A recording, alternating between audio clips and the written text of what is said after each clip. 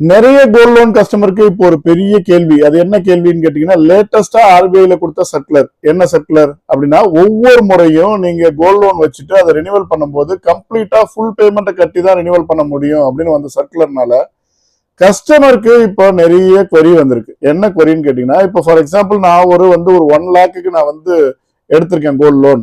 அப்ப நான் ரெனிவல் அப்போ அதே 1 லேக்கை நான் ரெடி பண்ண முடியலன்னா இதுக்காக இன்னொருத்தன்ட்ட நான் போய் கடன் வாங்கணும், இல்ல வேற ஏதாவது ஒரு கடனை வாங்கணும், திருப்பி அதுக்கு வட்டி கட்டணும்.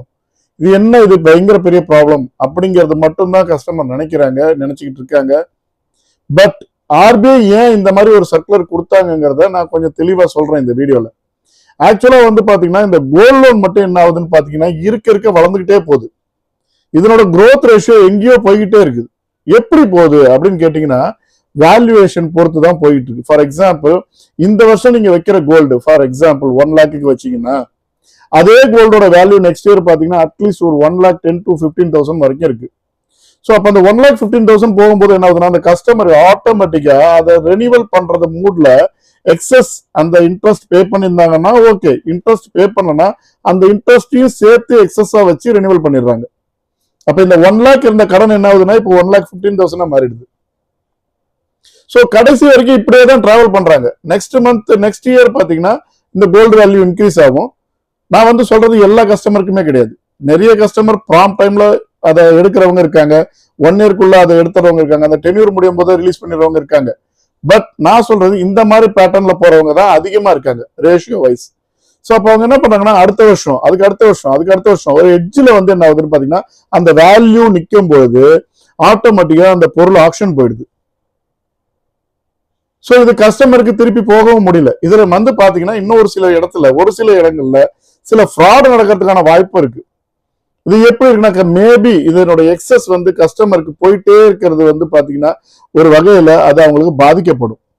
ஸோ இதெல்லாம் கண்ட்ரோல் பண்றதுக்காக தான் இப்ப இந்த மாதிரி ஒரு டேர்ம்ஸ் கொண்டு வராங்க.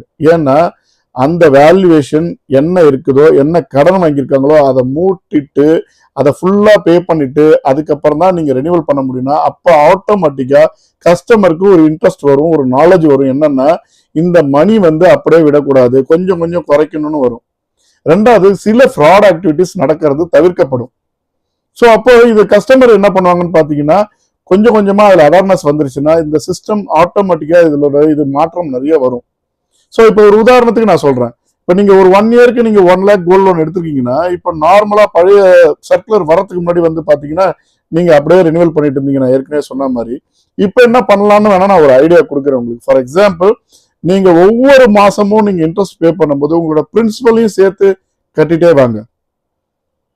சரியா? அப்படி இல்லைன்னா இஎம்ஐ கோல்ட் லோன், நிறைய இடத்துல இஎம்ஐ கோல்ட் லோன் இருக்கு. அந்த இஎம்ஐ கோல்ட் லோனுக்குள்ள போய்க்கோங்க, எந்த ப்ராப்ளமும் கிடையாது. அது ஆட்டோமேட்டிக்கா உங்களுக்கு இஎம்ஐ முடியும் போது உங்களோட கோல்டு நீங்க எடுத்துட்டு வந்துடலாம். இல்ல நீங்க இன்ட்ரெஸ்ட் மோட்ல போயிருக்கீங்கன்னா ஒவ்வொரு மந்த்தும் நீங்க இன்ட்ரெஸ்ட் பே பண்ணும் போதே உங்களோட பிரின்சிபலையும் சேர்த்து கட்டுங்க. அப்படி கட்டிட்டு வந்தீங்கன்னா நீங்க டெஃபினட்டா அந்த நகையை எடுத்துருவீங்க. அப்படி ஒரு வேளை உங்களுக்கு மறுபடியும் தேவை லோன்னா நீங்க உங்களுக்கு தேவையான அமௌண்ட்டுக்கு மட்டும் தான் வைப்பீங்க. பட் ஆனா இந்த பேட்டர்ன் நீங்க ஃபாலோ பண்ணலன்னா என்ன ஆகும்னு பாத்தீங்கன்னா ஒரு டைமும் உங்களோட எக்ஸஸ் போய்கிட்டே இருக்கும். ஒரு எட்ஜ் போகும்போது அது அப்படியே ஆக்ஷன் போயிடும், இல்லை உங்களால ரிலீஸ் பண்ண முடியாத அளவுக்கு சுச்சுவேஷன்ல நீங்க போயிடுவீங்க. ஸோ இதெல்லாம் கொஞ்சம் கரெக்ட் பண்ணி கஸ்டமர் பெனிஃபிட்டுக்காக தான் இந்த சர்க்குலரே ஆக்சுவலா வந்திருக்கு. ஸோ இதை கஸ்டமர் சரியா புரிஞ்சுக்கணுங்கிறது தான் இந்த வீடியோ நம்ம கொடுக்குறோம். மேலும் உங்களுக்கு ஏதாவது இன்ஃபர்மேஷன் கோல்ட் லோன் பத்தி வேணும்னா இன்னும் நிறைய இன்ஃபர்மேஷன் இருக்கு. கோல்ட் லோன்ல நம்ம தெரிஞ்சுக்க வேண்டிய விஷயம் நிறைய இருக்கு. ஸோ அப்படி ஏதாவது விஷயம் உங்களுக்கு வேணும் அப்படின்னா கமெண்ட் பண்ணுங்க.